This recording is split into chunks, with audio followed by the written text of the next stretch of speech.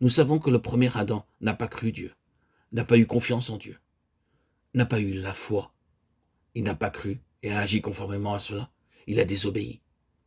Le résultat fut qu'il introduit dans sa propre nature et dans toute sa semence, premièrement la corruption, et ensuite la mort. Un état de corruption est entré dans son être moral, et cette corruption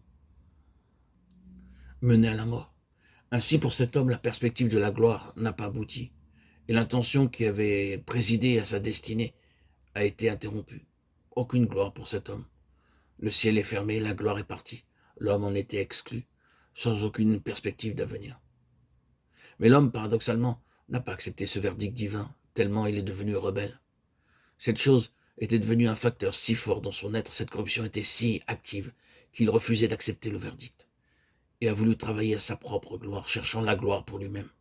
L'histoire de l'homme est celle d'un immense effort pour posséder la gloire, mais sans la recevoir de Dieu. Cela revêt une très grande importance et commence très tôt dans l'histoire de la Bible, et nous le voyons dans beaucoup de passages. Mais la gloire de l'homme finit toujours par la corruption. Malgré toute cette gloire qu'il attire à lui-même, malgré ce qu'il réalise et qui est appelé la gloire de l'homme, tout termine par la corruption. Nous qui sommes à la fin de l'histoire de ce monde, et c'est dit sans aucune exagération, ce n'est pas une fausse déclaration, c'est la fin de l'histoire de ce monde actuel, tel qu'il est maintenant. Nous voyons comment la gloire de l'homme le conduit à sa propre défaite. La corruption est plus universelle, la menace, comme nous l'avons mis en évidence, de la mise à l'écart de la race humaine. C'est cela la gloire de l'homme. Est-ce cela la gloire? Il ne peut pas céder lui-même, il est mu par un autre pouvoir. Il n'est pas son propre maître. Il l'appelle la gloire, et chose si étrange, c'est cependant la constante cécité de l'homme. Il prépare une nouvelle guerre, et l'appelle une guerre pour terminer la guerre. Il se retrouve avec une guerre plus terrible encore, et pense et croit que c'est sûrement la fin de la guerre.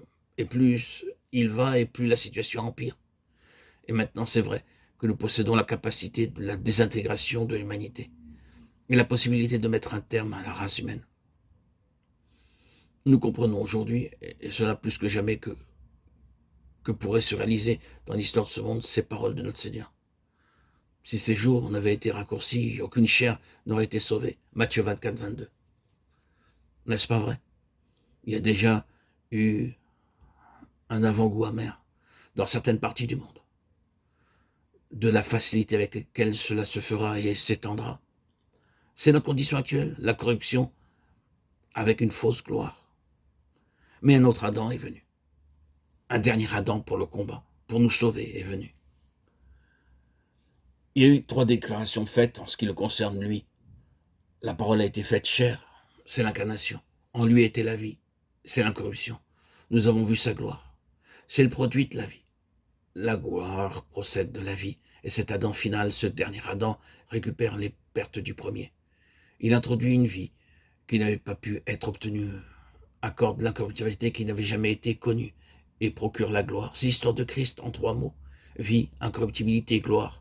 Par ces 3 mots, il vient à nous et dit « Ayez foi en moi, croyez en moi, et la vie, cette vie est pour vous. » Avec aussi cette incorruptibilité, et plus encore, cette gloire. La couronne de l'incorruptibilité, c'est la gloire.